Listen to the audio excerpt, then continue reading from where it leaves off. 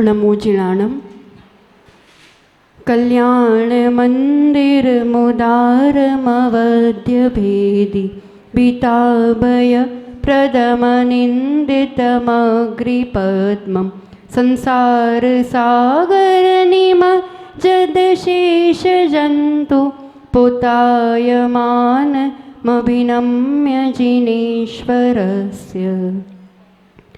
मेरे गुरुवर मेरे उर में ज्ञान ज्योति जला देना, मुझे अपनी ही मंजिल का सही रास्ता दिखा देना।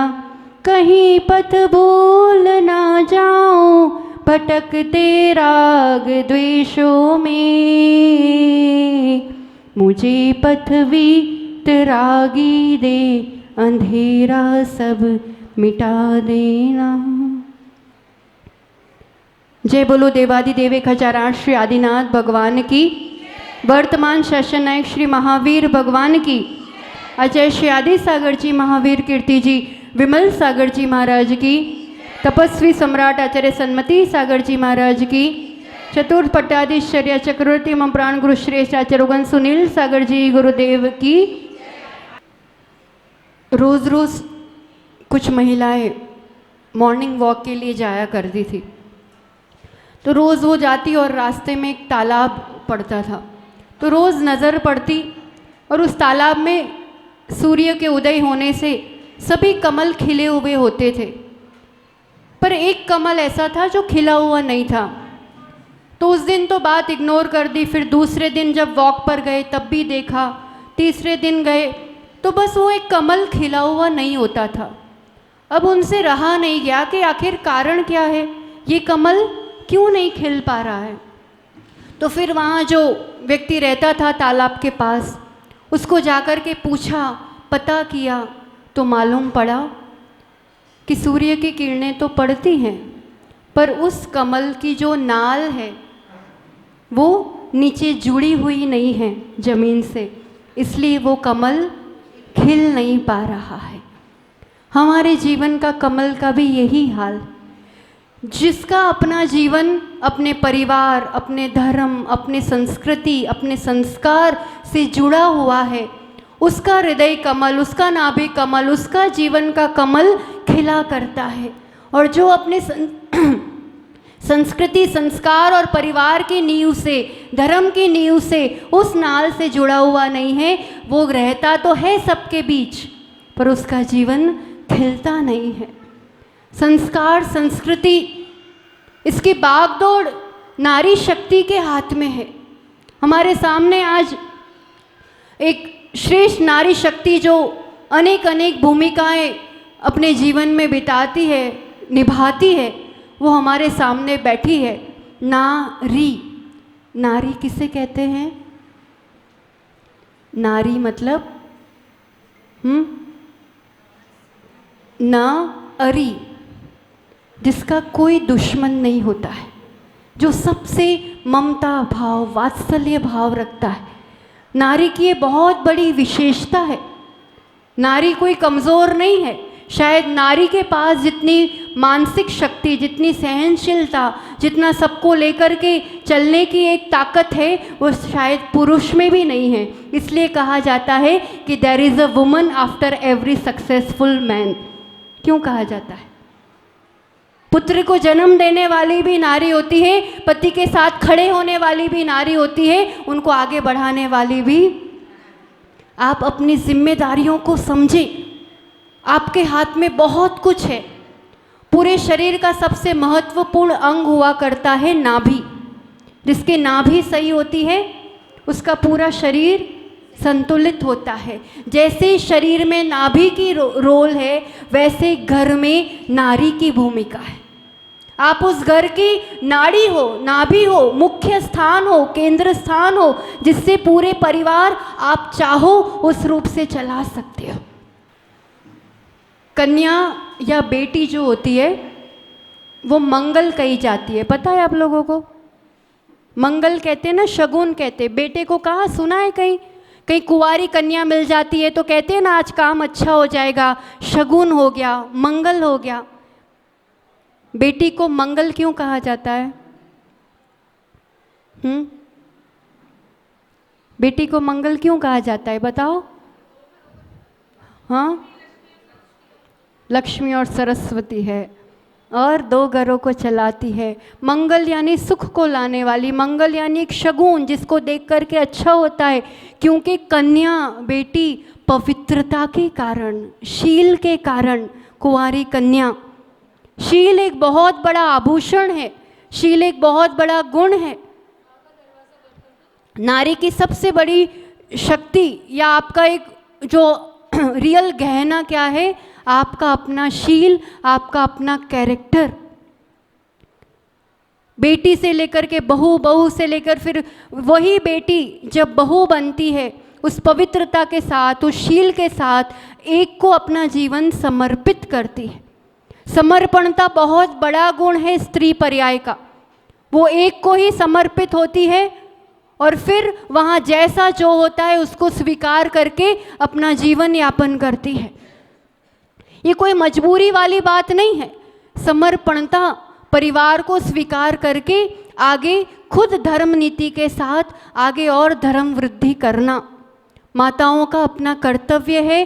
खुद अपनी बेटियों को, कौन कौन अपनी बेटी को बेटा बनाना चाहता है और बेटे बराबर रखते हैं बताओ? 1 2 3 4 5 6 7 8 और हाथ ऊंचे कर लो थोड़े। हम एक बात कहें,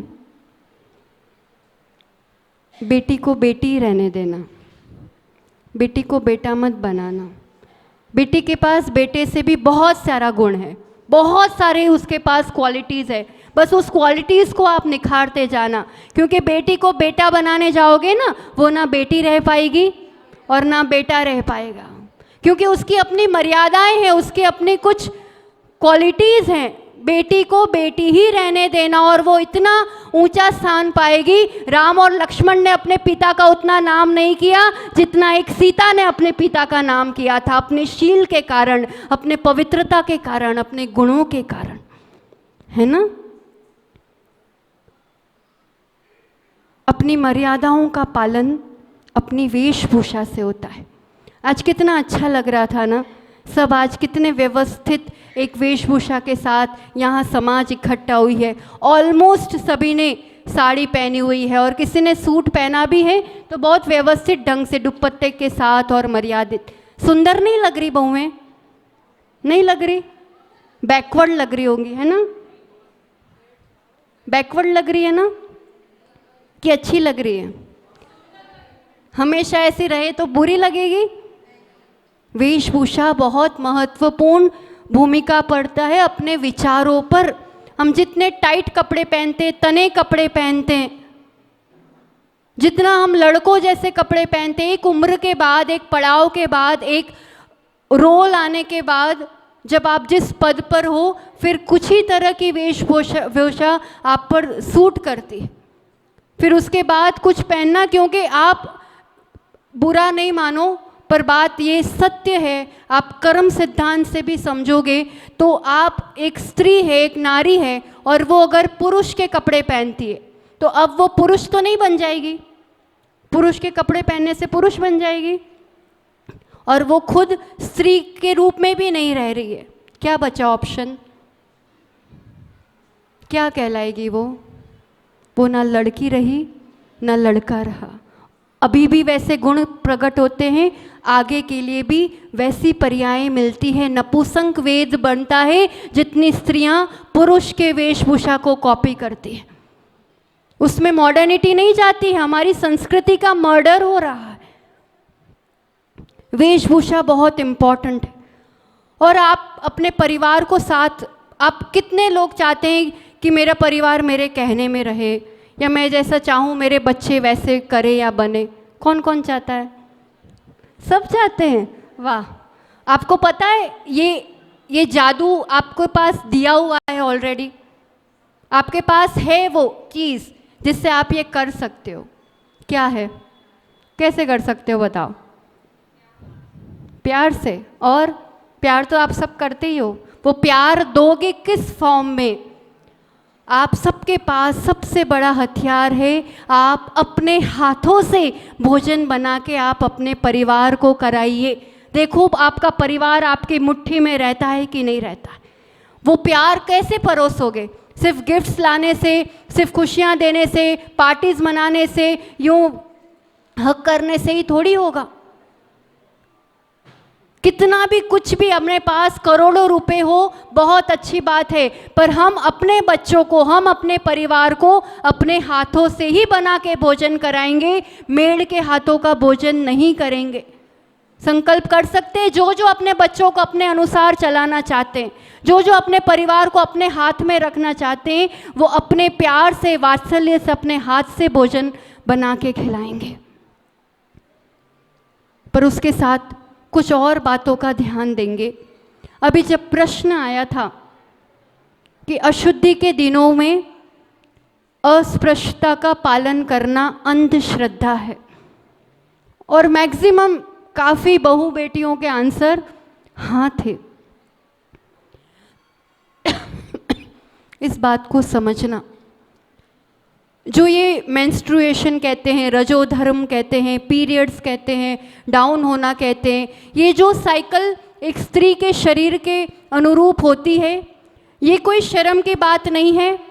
इससे आपके स्त्रीत्व गुण का परिचय मिलता है।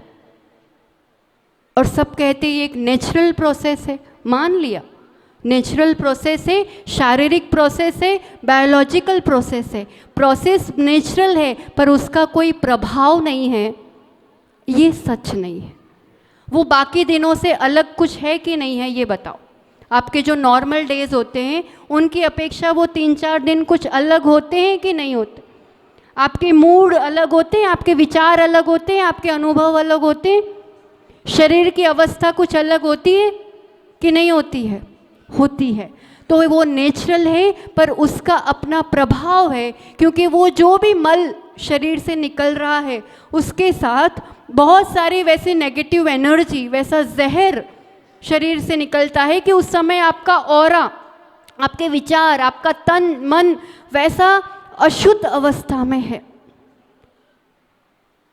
ये सुपरस्टिशियस, ऑर्थोडॉक्स और पुराने ज़माने की बातें उस रूप से नहीं है। जैनिज़्म क्या, हर धर्म इस बात को स्वीकार करता है, और जिनवाणी भी इसको कहती है, और साइंटिफिकली भी प्रूव्ड है। चाहो तो आप नेट पर सर्च कर सकते हैं, कितने सारे साइंटिस्ट ने प्रूव किया है, कितनी यूनिवर्सिटीज़ में प्रूव किया है। आप अपने हाथों से ट्राई करना।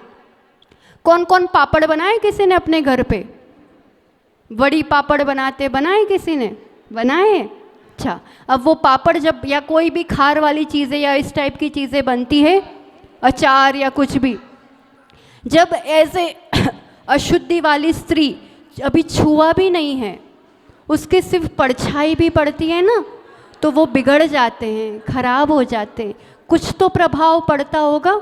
आप नॉर्मल डेज में एक फूल अपने हाथ में रखना, ठीक है, एक रोज़ या कोई भी फ्लावर अपने हाथ में रखना नॉर्मल डेज में, और उसी तरह का फ्लावर आप अशुद्धि के दिनों में अपने हाथ में रखना।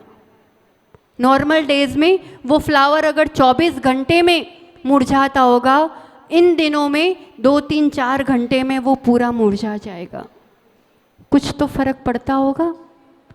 पहले ये बात मान लो कि उसका प्रभाव होता है, और बहुत नेगेटिव प्रभाव होता है। दिखता नहीं है, तुरंत उसका फल नहीं दिखता है, पर होता है।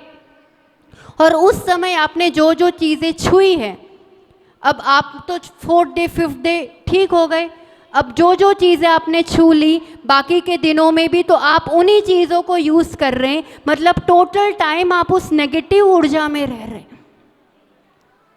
घर की रिद्धि सिद्धि नष्ट होती है, धन नष्ट होता है, स्वास्थ्य नष्ट होता है, घर की शांति नष्ट होती है। और कुछ ज़्यादा कर पाओ नहीं कर पाओ, इतना तो पक्का सब पालन करते ही होंगे कि देवशास्त्र गुरु के सामने नहीं आते हैं।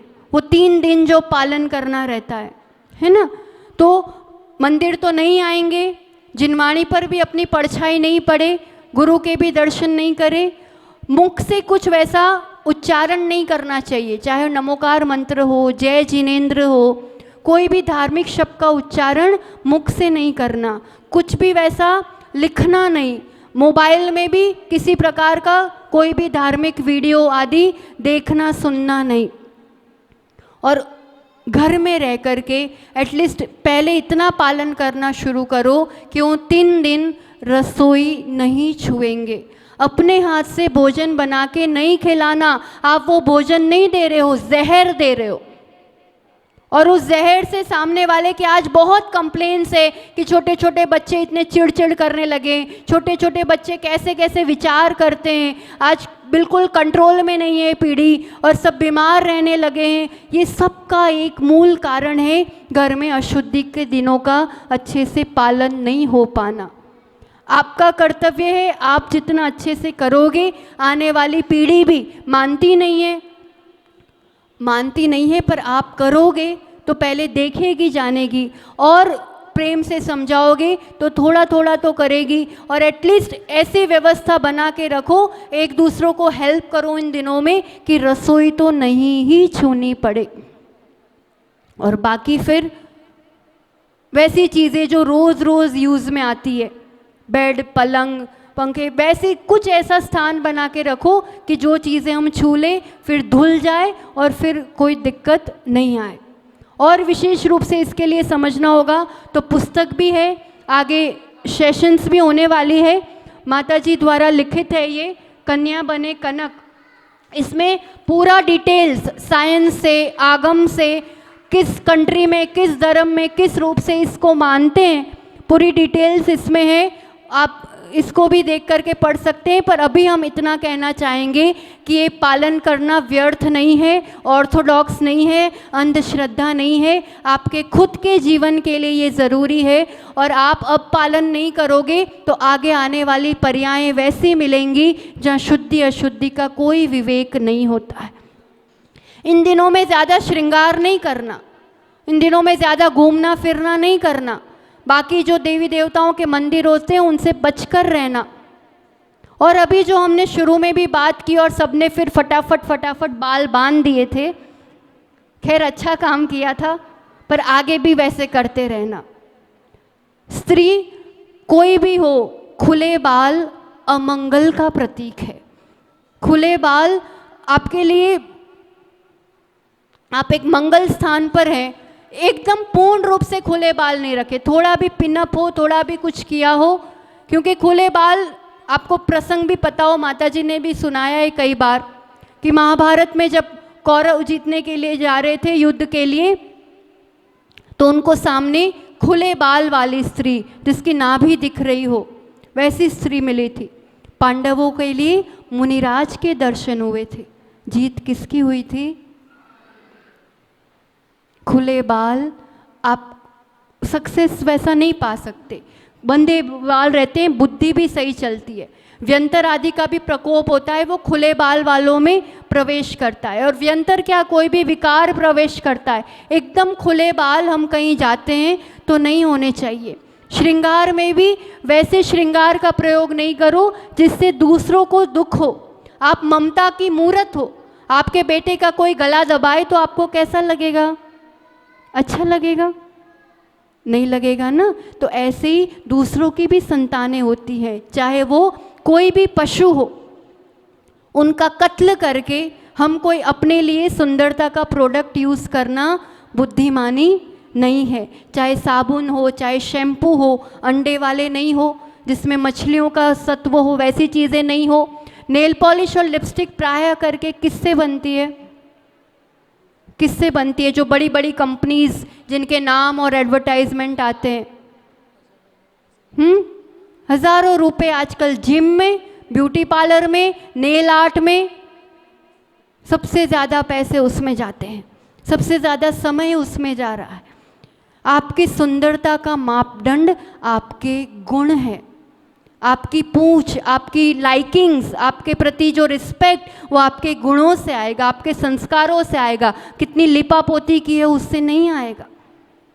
उससे दूसरों को दुख मिल रहा है, हमारे लिए भी असाता ही बंधती है। अभी 16 श्रृंगार के नाम इसलिए बुलवाए थे, सुहागन के लिए 16 श्रृंगार कहे हैं, कम नहीं कहा है। खूब सजो, खूब अच्छे से आप ठाठ से रहो, उसमें कहाँ नेल पॉलिश और लिपस्टिक का नाम आया? कहीं कहीं नहीं आया है। मेहंदी लगाओ बढ़िया अच्छे से, हेयर कलर करना कोई ज़रूरी नहीं।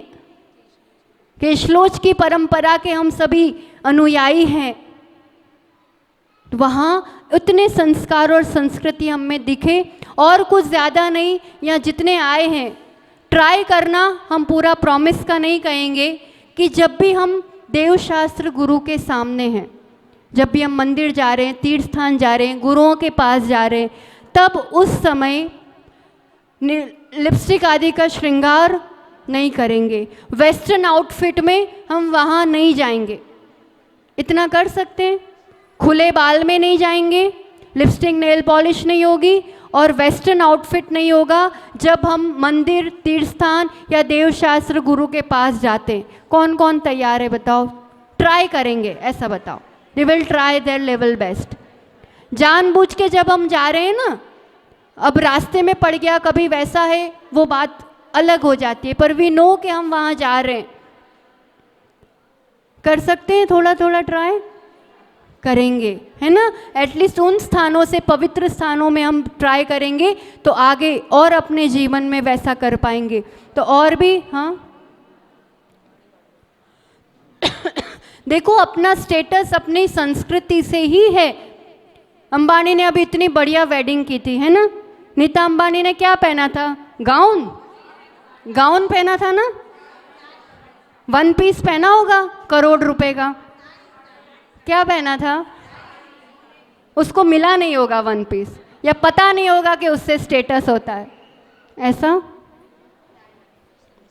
संस्कृति मेंटेन करना, आपके पास कितना ही पैसा हो, आपका स्टेटस आपकी संस्कृति से। तो नीता अंबानी को किसी ने देखा ही नहीं होगा, ओ बैकवर्ड, उसको इतना ही नहीं पता है, ऐसा पहना जाता है, उसको किसी ने नहीं देखा होगा ना, कि देखा था। समझ में आ रहा है क्या कहना चाह रहे? जो हम बड़े हैं, हम जैसा आदर्श प्रस्तुत करेंगे, हमें फॉलो करने वाले बहुत लोग हैं। मंगल प्रसंगों में भी वैसी वेशभूषा हो जिसमें घर की बहू बेटियों की इज्जत मर्यादा शान बनी रहे। इस टाइप की वेशभूषा, इस टाइप का श्रृंगार, इस टाइप के संस्कार, इस टाइप की गुणवत्ता आप जो कुछ करते हैं, माताएं अपनी बेटियों को गृहस्थी के काम, रसोई बनाना, ये सब भी सिखाओ। और बहुओं के लिए भी, बहू जो आती है उनको नहीं आता हो, नहीं वैसा हो, तो प्रेम से एक एक चीज़ आराम से सिखाओ। आप जैसा करोगे वैसा वो फॉलो करेंगे। आप आराम से बैठे हो, मेड बना रही है, तो वो और आराम से बैठी है और मेड बना रही है। आपको जो जो करते हुए देखा होगा वैसे वैसे वो आने वाली पीढ़ी करेगी। और बहुत प्रेम से रिश्तों में, ये रिश्ते इज़ नॉट बिजनेस कि तूने मेरे लिए ये किया, मैंने तेरे लिए ये किया, मैंने तो इतना इतना किया। औरतों की आदत होती है गाने की, और उसमें भी इस उम्र के पड़ाव में आ जाएंगे ना। अब बेटे किसके हो गए? बहू के हो गए कि आपके हैं? किसके हो गए? बहू के हो गए ना। बहू को लेने कौन गया था? लेने कौन गया था? वो भी एक घर का मेंबर है, वो उसको देख के ही आया है। तो अब इस तरह की जो शिकायतें, छोटी सोच, अब तो वो उसका ही हो गया, अब तो वो उसके ही मानेगा, मेरा स्थान ही क्या है, मेरा अस्तित्व ही क्या है, ये सब इतनी छोटी बुद्धियों से काम नहीं करना। मैंने तो पाल पोस के बड़ा किया, मैंने तो तुम्हारे लिए ये किया। गीत मत गाते रहो, तुमने तुम्हारे स्वार्थ और तुम्हारी खुशी से ही किया है। और रिश्ते बिजनेस नहीं है, गिव एंड टेक नहीं है कि मैंने इतना किया, सामने वाले ने क्या किया। रिश्ते पदों में भी नहीं है कि ये देवरानी, ये जेठानी, ये सास, ये बहू, ये माँ, ये बेटी, नहीं।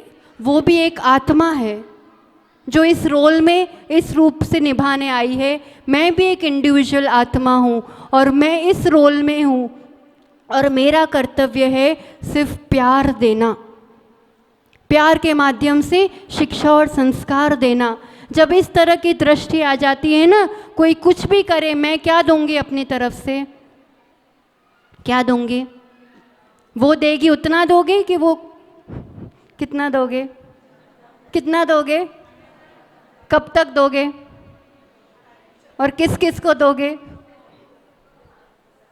सबको देंगे, हमेशा देंगे। आप जितना दोगे उतना बढ़ेगा, आप जितना दोगे उतना मिलेगा। इसलिए इन सुनहरों हरे भरे रिश्तों को इस हरियाली तीज पर हम सबने मनाया कि घर में ये रिश्तों की नींव पक्की होगी, धर्म वृद्धि होगी।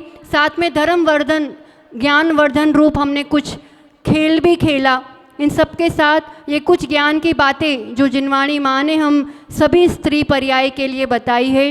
हमें स्त्री पर्याय का छेदन करना है। उसके लिए स्त्री योग्य कार्य जो जो होते हैं, कर्तव्य जो जो होते हैं, वो हम सभी अच्छे से निभाएं, अच्छे से करें। और कुछ जिज्ञासाएं हो तो भी पूछ सकते हैं। देखो इतने सारे तो हमको एक साथ आज ही मिले हैं, है ना, आज ही दिखे हैं। अब कब दिखने वाले हैं वो नहीं पता, पर कुछ अनाउंसमेंट्स कर देते हैं आप सभी के लिए।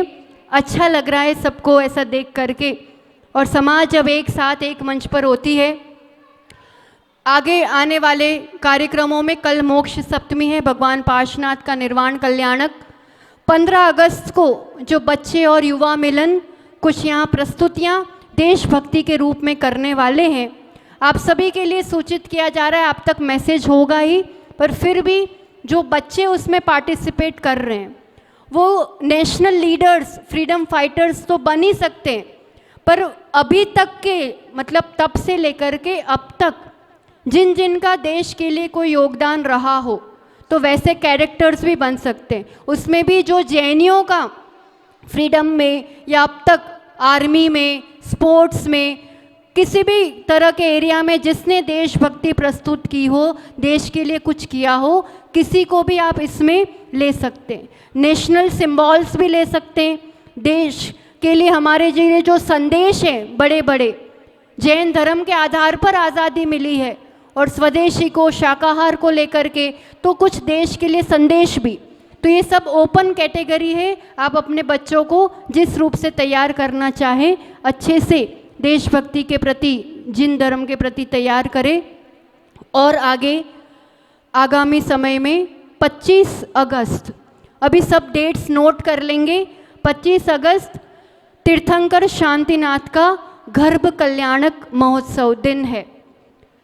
सर्वाधिक पुण्यात्मा जीव और वो किसी माँ के गर्भ में आए थे उस दिन। हम यहाँ पर गर्भ संस्कार का कार्यक्रम रखेंगे। जिन जिन जो जो श्राविकाएँ गर्भवती है 1-2 महीने से लेकर के 9 महीने तक, यहाँ मॉडल टाउन ही नहीं, इस समाचार को, इस न्यूज़ को पूरे दिल्ली लेवल पर पहुँचाना।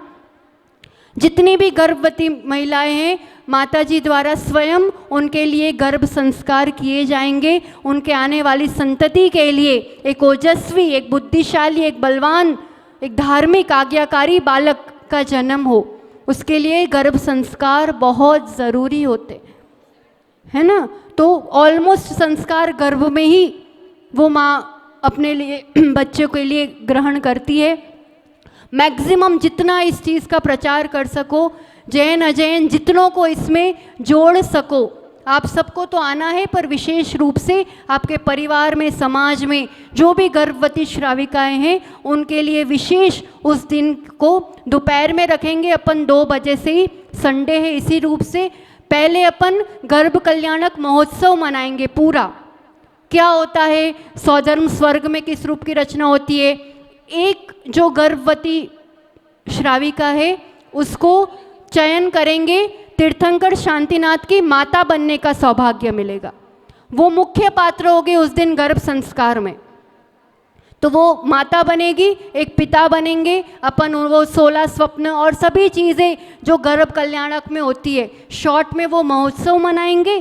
फिर सभी गर्भवती महिलाओं के लिए संस्कार और धर्मोपदेश, इस रूप से अपन 2-3 घंटे का वो कार्यक्रम 25 अगस्त का है।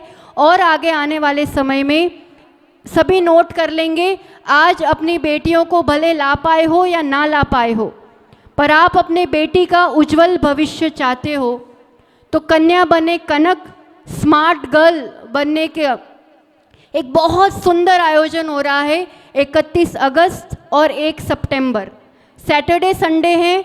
अभी से डेट्स नोट कर लेना, आप तक समाचार सभी न्यूज़ पहुंचेंगे। पर उसमें सिर्फ और सिर्फ बेटियों को, टीनेजर्स, अविवाहित बेटियां है ना, 12 साल से लेकर के 24 साल तक की बेटियां, सिर्फ उसमें और कोई अलाउड नहीं होगा। बेटियों को कहना सिर्फ वो और उनके जैसा ही ग्रुप होगा जो उनको मंदिर आने से संकोच होता है, धर्म का वहाँ उसमें धर्म का ध भी नहीं सिखाया जाए। उनको बोल देना धर्म की कोई बात नहीं है। उस एज में जो चैलेंजेस होती है, उस एज में जो समझने वाली बातें होती है, आज सोसाइटी में कैसे उन रूप को रहना, आज के समय में बेटियों की सुरक्षा बहुत बड़ी समस्या और ज़रूरी है। आपका काम है आप कैसे कन्विंस करो। 2 दिन है, सुबह 9 बजे से शाम को 5 बजे तक 3 सेशन उस दिन होंगे सैटरडे, दूसरे दिन संडे भी 9 बजे से 5 बजे तक थोड़े थोड़े इंटरवल में 3 सेशंस होंगे। 6 अलग अलग टॉपिक पर उनके लिए, उनके उस लाइफ के लिए ही बातें बताई जाएंगी, धर्म की बातें नहीं होंगी, पर जीवन को अच्छा बनाने के लिए कुछ बातें होंगी। तो आप सबकी जिम्मेदारी है, समाज की बेटियां और आसपास जो भी इस उम्र की बेटियां हैं उसमें अधिक से अधिक संख्या में जुड़े। तो आज के लिए अपन आज इतना ही रखते हैं। आप सभी में धर्म वृद्धि हो, यही मंगलमय भावना के साथ। जय बोलो आचार्य भगवान सुनील सागर जी गुरुदेव की। अभी 5 2 मिनट मिनट